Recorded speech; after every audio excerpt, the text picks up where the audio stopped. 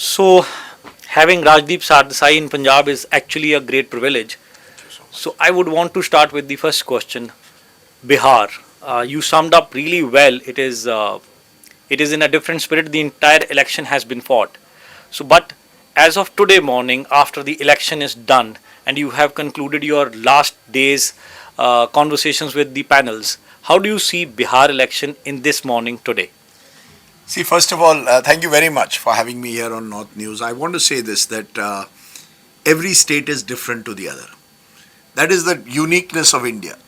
So, what is true for Bihar may not be true for the rest of the country. Punjab is as different today from Bihar as, let's say, a Maharashtra is different from a Meghalaya. ये India की खूबी है कि हर state is different from the other. In Bihar, the most dominant factor is still caste.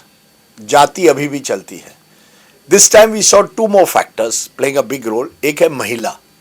ये जो woman voter है has become the key to Indian elections, particularly in poorer states. Think about it. Per capita income is about 6,000 rupees per month. आपको एक shot में 10,000 रुपए मिल गए चुनाव के पहले या वोटिंग के 2 दिन पहले. 10,000 जब आपकी per capita income 6,000 है. For women who are now voting in large numbers. पहले महिला कम वोट करते थे. This time women for the first time in Bihar's history have voted more than men. They were always voting more than men in percentage terms क्योंकि कई जो बिहार के पुरुष हैं वो पलायन करके दूसरी जगह जाते थे. बट इस बार महिलाओं ने जमकर वोट दिया. तो एक कैश का फैक्टर है, दूसरा कास्ट का फैक्टर है, तीसरा मुझे लगता है लोगों का विश्वास था नीतीश कुमार में से ज्यादा. क्योंकि नीतीश कुमार ने, जैसे किसी ने मुझे कहा, कुछ बिगाड़ा नहीं हमारा. और उसके साथ साथ सुरक्षा एक तरह से दी. Law and order is much improved in Bihar. रास्ते आ गए, infrastructure is improved. I would not have thought there would be airports in Darbhanga और Purnia, not just in Patna. Go to Patna airport, it's much better. Look at the roads. मैं 90 के दशक में जाता था बिहार, मेरी बैग चली जाती थी. If I had to travel from Patna to Muzaffarpur also it would take me 5 hours. Today it takes me 2. Makes a huge difference to people's lives. So I think a combination of various. जब आदमी चुनाव के booth में जाता है वो choice करता है. ऐसा नहीं है कि नीतीश ने कोई चमत्कार किया है, लेकिन जैसे किसी ने कहा उसने कुछ बिगाड़ा नहीं, कुछ तो किया है, कुछ तो किया है. अब पंजाब में एक्सपेक्टेशन में भी even higher. Some other state, Maharashtra में जाओ कुछ और एक्सपेक्टेशंस हो गए, तमिलनाडु में जाओ कुछ और. But in Bihar, in a poor state, peoples expectations are also lower. And they had to choose, I think, in the end between how they saw Lalu Yadav, जिसके राज में बहुत criminalization हुई थी of politics, and they saw Nitish. जो भी हो, नीतीश के नाम पर आज तक कोई भ्रष्टाचार के आरोप उन पर नहीं लगे, ना ही उनके परिवार को उन्होंने आगे किया है. These are important factors, I think, and I think that's why I think, as I said, this is an election for Nitish Kumar. It's quite remarkable in today's year, day and age. 20 साल लगातार बिहार जैसे राज्य में rule करना आसान नहीं है. अच्छा, इसी के साथ जी मैं ऐड करना चाहता हूँ. आप नीतीश फैक्टर है, उसमें कोई डाउट नहीं है. रात को जब हम लोग देख रहे थे आपको लाइव, तो नीमो जी, मैंने नीमो वर्ड किया. नीमो सुनामी आपने, ये मेरा वर्ड है. हाँ, तो जब आप इंटरव्यू भी कर रहे थे तब आपने ये क्वाइन किया. पर आप बीजेपी की सीटें जो है नीतीश की सीटें से ज़्यादा है, तो मोदी फैक्टर को आप इतना हल्के क्यों ले रहे हैं? मैंने नीमो वर्ड कॉइन किया है. नीमो का मतलब क्या है? Nitish plus Modi, double engine हो जाती है. नीतीश जी और मोदी को साथ रखे तो डबल इंजन बन जाती है नीमो फैक्टर. मोदी जी भी उसी तरह से, एक तरह से लोगों में एक विश्वास दिलाते हैं, यार कम से कम कुछ कर रहा है. देखिए, आज जनता भी जान गई है कोई नेता चमत्कार नहीं करता. कोई ये प्रॉमिस करते हैं, 90% प्रॉमिस निभा नहीं पाते हैं. मैं ये मानूं कि राजदीप मानते हैं कि एनडीए ने, मोदी जी ने, नीतीश जी ने बिहार में जो काम किया उसके कारण भी वोट मिली. बिल्कुल. मैं ये भी कहूंगा उसके साथ साथ काम किया है. और comparison to the previous government, आप कंपेयर करते हैं ना, नीतीश जी के पहले जो सरकार थी लालू जी की और नीतीश जी की, उन दोनों में अगर आप कंपैरिजन करें, so people think that Nitish Modi combination, Nitish in Bihar, Modi ji at centre, उन्होंने फर्क डाला है. पर एक बार आप जानिए, इसीलिए इसी पॉलिटिक्स को आप कोई सिंप्लीफाई मत करिए. 2015 में, 10 साल पहले ही नीतीश कुमार लालू प्रसाद के साथ जोड़ गए थे. मोदी जी दूसरी तरफ थे. क्या हुआ? Nitish plus Lalu defeated Modi. क्योंकि तब पूरी तरह से जितने भी पिछड़े जाति थे बैकवर्ड से एकजुट आ गए. इसीलिए मैंने कहा कोई एक फैक्टर नहीं होता। आज की तारीख में भी अगर नीतीश और तेजस्वी साथ में आते, चुनाव जीत जाते। आपने भले ही काम किया हो मोदी जी ने, पॉलिटिक्स इज अबाउट एरिथमेटिक, गणित और chemistry. So would you say that opposition is missing out on certain things? क्योंकि आज का जो इलेक्शन है, आपने मेरे ख्याल से हमारी मीडिया इंडस्ट्री में सबसे ज़्यादा इलेक्शन कवर करे होंगे आज की डेट में, अगर you are one of the senior most journalist. और जो सबसे अच्छी चीज़ राजदीप की हमें लगती है कि you are on ground. We have seen that your on ground presence is more than almost everybody. तो how do you see, is opposition failing to understand, are they, so what is exactly happening with the opposition as per you? That's a good question. What has happened कि politics change हो गई है, बदलाव आ गया politics में। 50 साल पहले politics इतनी कम्पिटिटिव नहीं थी। तब आप पैराशूट लेके 2 दिन पहले चुनाव के आ जाए, रैली में वेव करें, आप बड़े परिवार से आते हैं, लोग आपको वोट देते थे क्योंकि दूसरी तरफ कोई था नहीं। अब पॉलिटिक्स बहुत कम्पिटिटिव हो गई है। आपको ज़मीन पर रहकर लगातार काम करना पड़ता है, लोगों से एक संपर्क बनाना पड़ता है। कांग्रेस जैसी पार्टी अभी भी पुरानी तरह की पॉलिटिक्स करती है, बूथ लेवल की पॉलिटिक्स नहीं कर पाती है। हवाई नेता अब नहीं चलेंगे। है, ऐसे नहीं है कि कांग्रेस में ऐसे नेता नहीं है, लेकिन आपको उनको ताकतवर करना पड़ेगा, उनको मौका देना पड़ेगा। So politics change. मैं क्रिकेट का बड़ा शौकीन हूँ। So I liken it to Virat Kohli. मेरे फादर 12 साल इंडिया के लिए खेले 1960s में। थोड़े मोटे हुए एंड में, रन बनाते थे लेकिन मोटे हो गए थे, फिटनेस उनकी कमजोर हो गई थी। आज अगर वो खेलते तो विराट उनको कह ले, पहला ये मोटापन जाना चाहिए, आपको फिट होके आ जाओ। सिमिलरली टुडे इन इलेक्शंस आपको कहा जाता है you have to be physically fit to fight. Modi Shah मैं उनकी जिस तरह से पैसे का खेल हो गया है उससे मैं सहमत नहीं। बहुत पैसा डालते हैं चुनाव में, आप जानिए, ये साम दाम दंड भेद होता है, मैं उससे सहमत नहीं हूं। लेकिन चुनाव जीतना है। अगर वो उस तरह से खेलने वाले हैं तो आपको भी खेलना पड़ेगा। अगर विदेशी क्रिकेटर फिट है, आपको उससे सुपर फिट होना पड़ेगा। ऑपोजिशन अभी भी पुराने जमाने की पॉलिटिक्स करती है, जमाना बदल गया है। और ये केवल की ये जो डिनेस्टी पॉलिटिक्स है कि मेरे पिताजी चीफ मिनिस्टर थे या प्राइम मिनिस्टर थे इसलिए मैं बन सकता हूँ, वो नहीं चलेगा। मेरा बेटा 20 is 31, is a doctor, my daughter is a lawyer 29। They didn't become journalist, they want to do their own lives. Everybody अपनी ताकत पर आगे आना चाहिए। राहुल गांधी के लिए आपके अकॉर्डिंगली इस इलेक्शन के बाद क्या संदेश है? I think Rahul Gandhi, to be very honest,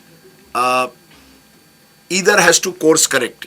या तो वो नए जमाने से जुड़ जाए, या तो he should allow someone else who is willing to connect with this new audience. तो आप ये कह रहे हो कि 56 इयर्स में जो यंगेस्ट नेता कहा जाता है हमारे देश का, वो अभी ऑन ग्राउंड कनेक्टेड ही नहीं है, despite doing so much of यात्रा। नहीं, इन दैट यात्रा ही कनेक्टेड, इसीलिए तो उनको कुछ हद तक सक्सेस मिली। आप जब even a Rahul Gandhi if he goes into the जनता, वो कनेक्ट बना सकता है। There are parts of the country जहां राहुल गांधी को, अगर आप साउथ इंडिया में जाए तो एक कनेक्ट बनी है, पर आपको जमीन पर जाना पड़ेगा। यू कैन नॉट से कि मैं 30 दिन की यात्रा करूंगा और उसके बाद मैं 6 महीने और कुछ नहीं करूंगा, या 6 महीने मैं केवल वीडियोस बनाऊंगा यूट्यूब के और ज्ञान बांटूंगा, उससे नहीं होगा। Politics is ruthless, relentless, remorseless. बार बार आपको लगातार एक तरह से अपनी एक कनेक्ट बनानी पड़ती है, उसमें कोई प्राइवेट लाइफ नहीं होती। एक नेता है, मैं नाम नहीं लूंगा, एक बार हमने टीवी पर कुछ टिकर गलत चलाई थी, 2 बजे रात को उनका फोन आया मुझे। मैंने कहा मैडम 2 बजे है। She said no please remove it now, ये गलत आप खबर चला रहे हैं। पॉलिटिशियन की कोई 2 बजे 3 बजे 4 बजे, उनकी तो सुबह कभी कभी 11 बजे रात को शुरू होती है। There is no private life for a real politician. आपको वो सब भूलना पड़ता है। You can't go for holiday, मैं आज हॉलीडे करूंगा, आई वॉन्ट रेस्ट एंड वो हम कर सकते हैं थोड़ा बहुत, पॉलिटिशियन नहीं कर सकता। नेता, असली नेता जो है, उसको अपनी जिंदगी जनता के साथ जोड़नी पड़ती है। मैं आपको एक उदाहरण देता हूं, और मोदी जी का देता हूं। मुझे कैंसर हुआ था 6 महीने पहले, and I had a cancer surgery. अब मैंने उसके बारे में अक्टूबर के महीने में when I finish my surgery, recovery हुई, I did a video blog about it. 2 हफ्ते पहले दिवाली का हफ्ता था और मुझे एक फ़ोन आता है and I didn't know who is it. नमस्कार प्रधानमंत्री आपसे बात करेंगे। मोदी जी ने मुझसे बात की, आधा घंटा मुझसे बताया क्या मैंने करना चाहिए, किस तरह की ज़िंदगी जीनी चाहिए, सुबह 6 बजे उठो, ठंडे now please think of it, he did not have to call me, but वो लगातार संपर्क रख रहे हैं, किसका बर्थडे है, किसको कैंसर की सर्जरी हुई है। पॉलिटिक्स में यू हैव टू सबको साथ लेकर So, करना। मोदी जी ने आपकी वोट लेने के लिए भी एफर्ट करी. No, it's not about my vote. It's about It's a lighter note. No. Yeah, You see, I've known him in the 90s. जब वो प्रधानमंत्री नहीं थे, हमारी पत्रकार और नेता की जो संपर्क हुई, but that's what I said. He did not need to call me, लेकिन उन्होंने की। उस आधे मेरी बहन आई थी सिंगापुर में ऐसे उसी हफ्ते, उन्होंने मुझे कहा देखो Modi ji, this is what you call a leader. People get inspired. My children also. My son said, my son is a doctor. He said, look, this is the way, I appreciate, and I personally appreciate if someone calls me in that way. So, sir, how do you see? Okay, one part is done. This election means what for RJD and Tej Pratap? Very, very important. Tejasvi Yadav is still the face. Sorry. Tej Pratap is outside the family at the moment. But ये RJD जैसी पार्टियां जो है, जो regional parties है, they will also have to सबको साथ लेकर चलना. It cannot be a Yadav party. जब लालू यादव ने ये पार्टी ने अपनी राजनीति की थी, वो गरीबों के नेता थे. Every community voted for Lalu क्योंकि एक गरीबों के नेता थे. गरीबों के नेता यादव के नेता बन गए. आज की तारीख में ये नहीं चलेगा. आपको सबको साथ लेकर चलना पड़ेगा. ये सब पार्टियों के सामने चुनौती है. बीजेपी के सामने भी ये चुनौती है. कई राज्यों में बीजेपी अभी भी हिंदुत्व की राजनीति करती है. जैसे पंजाब में, why does the BJP not grow in Punjab? Because the Sikh sees the BJP as a party of Hindus. They have to change that. मैं चेंज करने वाला था टॉपिक पंजाब का, तो आपने छेड़ ही लिया है. I am sure your homework is already done for Punjab, और अगले एक साल के अंदर अंदर हम पंजाब में एक इलेक्शन देख रहे हैं. आपने कल तरन तारण की सीट जीती है. सो how do you see Punjab unfolding as an election for all the parties? I don't claim to be an expert on Punjab, so I don't know. अब 14 महीने बहुत होते हैं पॉलिटिक्स में. किसने सोचा था कि आम आदमी पार्टी सरकार भी बनाएगी 10 साल पहले या 15 साल पहले, एक नई पार्टी उभर कर आएगी? किसने सोचा था कि अकाली दल इतने हाशिए पर पड़ जाएगी कि इतनी कमज़ोर हो जाएगी? I think we are in for very interesting times in Punjab. I can see possibly, who knows, Akalis may go back to BJP. Who knows that the Congress may now, Punjab is a state you would expect the Congress to do better. And maybe they will 12 months. But Congress का सबसे बड़ा दुश्मन कांग्रेस ही होता है. एक दूसरे से अगर वो झगड़ा कम करे तो शायद वो सरकार भी बना पाए. It's difficult to say today what will happen in the next 14 months. और जैसे मैंने कहा, आप सब सरकारें वही करेगी जो बिहार में हुआ है. चुनाव के पहले पैसा फेंको, और पैसा किसका जा रहा है? उनका नहीं, हमारा, आप और हमारे टैक्स पेयर का जा रहा है स्टेट एक्सचेकर से.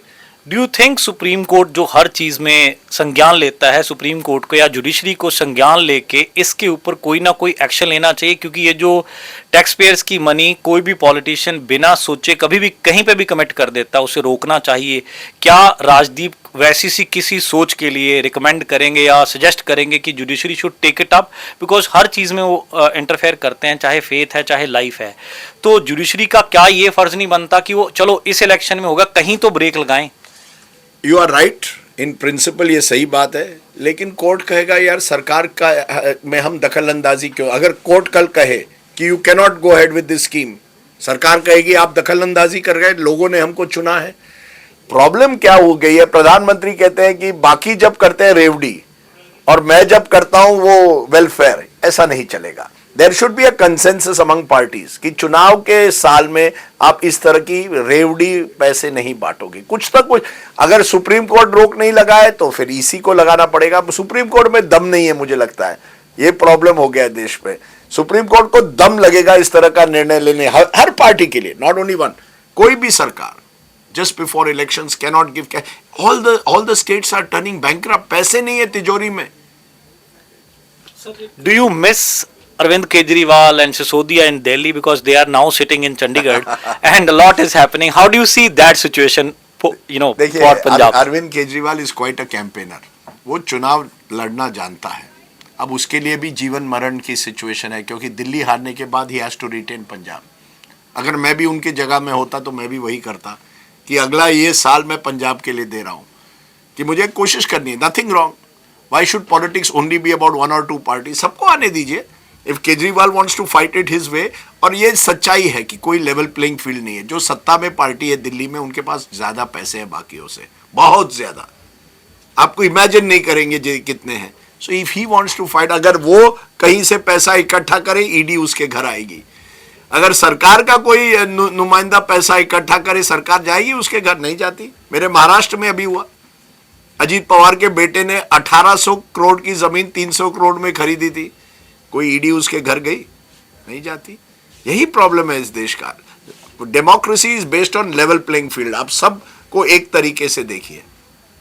नहीं, ये तो हम भी बीइंग पंजाबीज फील करते हैं कि जितनी बड़ी स्कीम्स आ रही हैं, जितना सारा कुछ आ रहा है, जितनी बड़ी इंडस्ट्री आ रही है, वो पंजाब तक पहुंचती ही नहीं. और हाउ डू यू सी कि जो सेंट्रल डिस्ट्रीब्यूशन ऑफ प्रोजेक्ट्स है या उनकी जो एक डेवलपमेंट की सोच है, उसमें पंजाब और हिमाचल जैसे जो स्टेट्स हैं वो पीछे रह जाते हैं. तो आपके अकॉर्डिंगली अगर मैं आपसे पूछूं, दिल्ली में बैठे लोग पंजाब को क्या सिर्फ एक स्टेट मानते हैं, यहाँ के लोगों के लिए भी कोई डेवलपमेंट सोचते हैं वो लोग? That's a very good question and I have before I leave I will answer that because अभी एक किताब निकली है जिसमें बड़े इंटरेस्टिंग स्टैटिस्टिक्स है.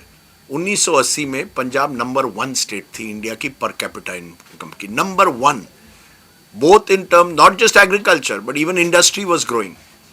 That 1 decade of terrorism, of complete militancy कहिए, टेररिज्म कहिए, बट वायलेंस तो था, दहशत थी.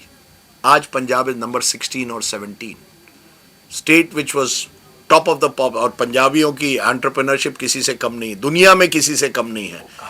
हाँ, बुक में मैं देख रहा हूँ, ये बुक में Punjab incorporated, it is a state which should be called that. मैंने किसी भी मेरे पंजाब में मेरे बेटे को कहता, my son is a doctor who is turning into a doctor entrepreneur. तो मैंने उसको कहा तेरे में पंजाबी की दम है? तो उसने कहा हाँ, मैं करना चाहता हूँ कुछ. तो ये जो एंटरप्रेन्योरियल स्किल है उसका क्या हुआ? Nothing is permanent. 30 साल में इतना बदलाव आया. इसीलिए पंजाब जैसे राज्यों को, जो बॉर्डर स्टेट है, आपको अलग दृष्टि से देखना पड़ेगा. If there is stability in Punjab, if there is no violence, if there is no division, आप पंजाब को एक बार फिर उभर कर देख सकते हैं. There should be every district of Punjab should have one major industry around which entire satellite centers are built. Punjab has the potential. Agro industries. ODOP जैसी योजनाएं सेंट्रल गवर्नमेंट की, 1 डिस्ट्रिक्ट 1 प्रोडक्ट, या अभी लास्ट फ्लड्स में हमने देखा कि पंजाब में आप सरकार ने जो फसल बीमा है वही नहीं इम्प्लीमेंट करा. तो सेंट्रल और स्टेट गवर्नमेंट का जो कॉन्फ्लिक्ट है उसमें क्या स्टेट लूज कर रही है? बिल्कुल लूज कर रही है. द सेम सेंटर अगर गुजरात में फ्लड्स होते हैं तो तुरंत पैसे देती है, और आप पंजाब को नहीं देते या बंगाल को नहीं देंगे या तमिलनाडु को नहीं देंगे जब वहां कोई आपत्ति आती. यही मैं कह रहा हूं ना, भेदभाव नहीं हो सकता. पर स्टेट गवर्नमेंट्स को भी तो नेशनल स्कीम्स को इम्प्लीमेंट करना चाहिए कि नहीं? अभी जैसे पंजाब के किसानों का एक बड़ा इंटरेस्टिंग मुद्दा है कि पंजाब में किसानों की फसल बीमा योजना को सेंट्रल गवर्नमेंट ने कहा आप लागू करें, आप सरकार ने उसको लागू नहीं किया. अभी जब फ्लड्स आए, अगर वो बीमा मिला होता तो I am quoting a story only which I read in the paper, उनको 42,000 रुपीज पर एकड़ एक खामियाजा मिल सकता था. लेकिन वो स्कीम ही इंप्लीमेंट नहीं करी गई क्योंकि सेंटर और स्टेट का गवर्नमेंट लेवल पे कॉन्फ्लिक्ट है. No, look, that is the centre's version. मैंने ये कई अपोजिशन राज्यों के मुख्यमंत्रियों से भी पूछा है. उनका कहना है ये सेंटर आपको ये कहती है कि स्टेट्स इंप्लीमेंट नहीं कर रहे हैं. उनका कहना है कि स्टेट्स हमको उन स्कीम्स के लिए पैसा समय पर नहीं दे रही है, या states are being discriminated again. जैसे मैंने कहा, अगर फ्लड्स कल तमिलनाडु में हो और गुजरात में हो, आप देखिए कितने जल्द फर्क होगा. कब तमिलनाडु को पैसे मिलेंगे, कब गुजरात को मिलेंगे. There is a problem. It requires coordination. अब प्रदूषण का इतना बड़ा प्रॉब्लम है. Why is there not greater coordination between states? जब आप स्टेट के गवर्नमेंट होते हैं, आप भेदभाव नहीं कर सकते. You are the country's prime minister, the country's government. You have to work with Punjab, you have to work with Haryana in the same way. Haryana gets benefits much faster than Punjab gets. Why? Yes, state governments also have responsibilities. कि आपको भी, पर अगर आप कल ये scheme लागू करें और उस पर मोदी जी का फोटोग्राफ लगाए, भगवंत मान का नहीं रखा है, तो भगवंत मान कहेगा मेरा क्या, हर नेता चाहता है votes, right? So everybody wants credit. Now this is part of the problem. So states also have a problem. अब वैक्सीन का जब प्रोग्राम था, credit was being given to the centre. So state said यार हमको भी थोड़ा भी, हम इम्प्लीमेंट करेंगे जमीन पर, हमको भी दीजिए. So I think there has to be, हम we are, that's why I said, हम जैसे मैं शुरुआत में कहा, we are a diverse country. In this country आपको सबको साथ, पप्पी सबको, झप्पी और पप्पी सबको देनी पड़ेगी, केवल एक स्टेट को नहीं. लास्ट सर, इंसिडेंटली जिस दिन धर्मेंद्र जी का इंसिडेंट हुआ, जो डेथ वाली न्यूज़ स्प्रेड हुई, फेक न्यूज़, मैं इंडिया टुडे देख रहा था, मैं गौरव सावंत जो वो एंकरिंग कर रहे थे, तो उसमें सबसे पॉइंट ये है कि ये न्यूज़ ओरिजिनेट कहाँ से हुई, और उसका जो स्प्रेड है, यूनियन मिनिस्टर ने ट्वीट कर दिया, कहीं चीफ मिनिस्टर ने ट्वीट कर दिया, और उसके बाद उन्होंने प्रेस कॉन्फ्रेंस होल्ड की कि आगे से हम चैनल नहीं देखेंगे, चैनल देख के ट्वीट नहीं करेंगे. सर सच्चाई बताएं, ये खबर धर्मेंद्र की टीम से आई थी, ये कोई हवाई खबर नहीं थी. इतने चैनलों ने चलाई, यानी कहीं से तो आई ना. अब हमने एक गलती की, और मुझे लगता है ये सब के लिए एक सबक है, और मेरे लिए तो ये दूसरी या तीसरी बार है. डेथ जो है ना, डॉक्टर ने ऐलान करनी चाहिए, किसी कोई थर्ड पार्टी ने नहीं, भले ही वो उस व्यक्ति से नज़दीक हो, या तो फैमिली ऑफिशियल स्टेटमेंट दे या डॉक्टर दे. ये हमने गलती की. मैं चाहता, धर्मेंद्र जी मैं उनका फैन हूँ, तो मैं चाहता हूँ उनको लंबी जिंदगी मिले, लेकिन जिसी ने ये खबर मीडिया में फैलाई, ये जवाबदेही उनकी है, क्योंकि वही व्यक्ति सभी को धर्मेंद्र पर अपडेट्स रोज दे रहे थे. अब रोज आप अपडेट्स देते हैं, लेकिन उस दिन आप कहते हैं कि अब आप अनाउंस कर सकते हैं कि उनकी डेथ हुई है. पत्रकार भी क्या करेगा, हम भी उन पर डिपेंडेंट एक तरह से है. मुझे लगता है हॉस्पिटल ने डेली अपडेट देने चाहिए थे. अभी भी किसी ने क्लैरिटी बिल्कुल नहीं है. ये कहना हम पर, पत्रकारों पर, या जैसे आपने कहा मंत्रियों तक बात पहुंच गई थी, तो कुछ ना कुछ तो होगा ना. यूनियन मिनिस्टर ने ट्वीट किया था, और उन्होंने केवल टीवी चैनल्स देखकर नहीं किया है, ये भी आप जानिए. उनको भी कहीं खबर तो मिली होगी.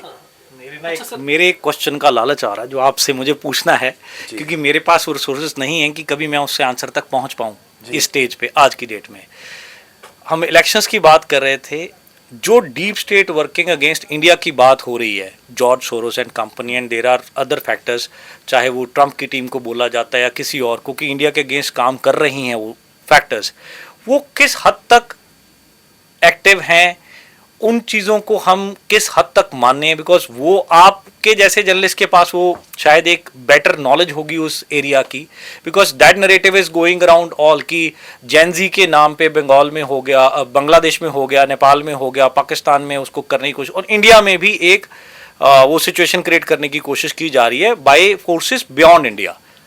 सर मुझे कोई ऐसे प्रमाण नहीं है. जब भी कोई सरकार बैकफुट पर आती है तो वो फॉरेन हैंड कहती है, विदेशी ताकतों ने किया है. ये सब जनता को बहकाने के लिए. और ये जेन जी जो है ना, मैं चाहता हूँ ये थोड़ा पढ़ाई करे, ये केवल इंस्टाग्राम रील ना देखे.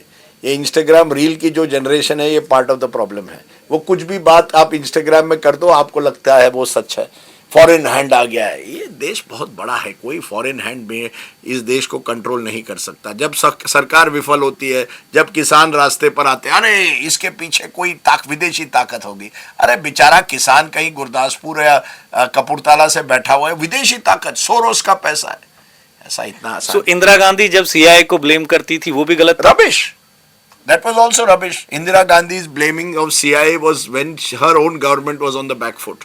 And today the same thing happens. Some things इस देश में बदलते नहीं हैं. सरकारें बदलती है, वो जो माइंडसेट होती है वो वैसी ही है.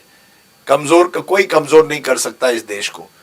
हमारा लोकतंत्र कमजोर होता है जब हम कमजोर हो जाते हैं एज अ पीपल, या हमारी मांगे जो जनता की मांगे. कोई स्कूल के पेपर के लीक देखिए, कितने हर राज्य में पेपर लीक होते हैं. इज सम विदेशी ताकत रिस्पॉन्सिबल फॉर दैट, और वी एज अ पीपल?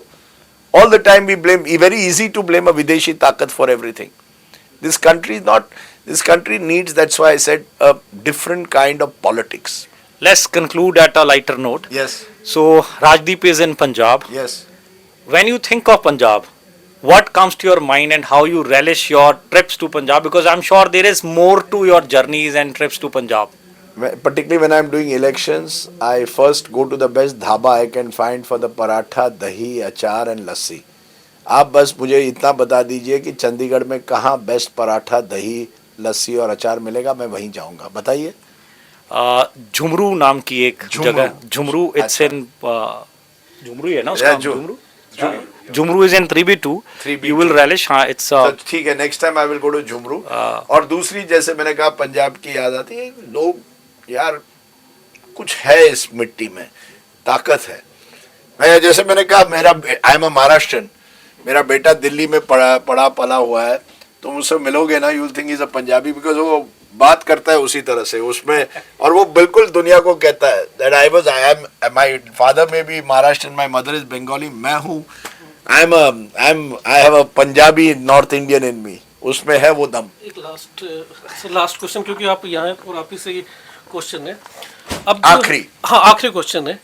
अब कंप्लीट पोलराइजेशन है मीडिया के अंदर ना. एक डेजिग्नेटेड है कि ये प्रो गवर्नमेंट है, वो दूसरे डेजिग्नेटेड है कि एंटी गवर्नमेंट है.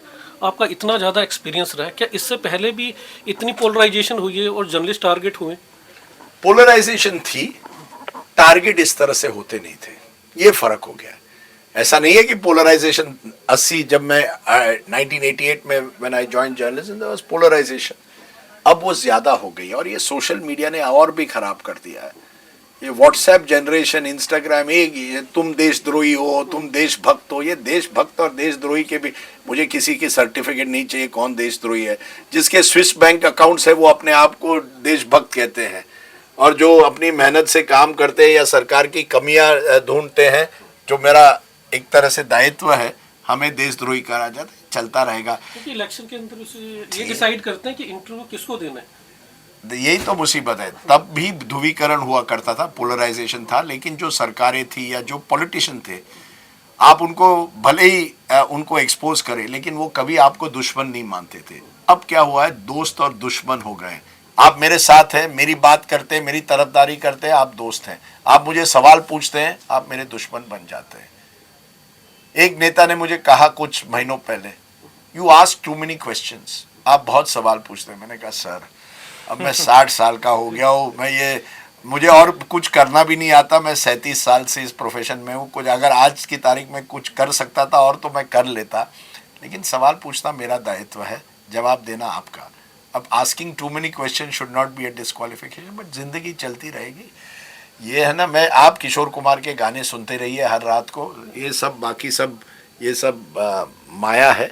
बस गाने सुनते रहिए, बीच बीच में सचिन तेंदुलकर की क्रिकेट की बैटिंग देखते रहिए या विराट की बैटिंग.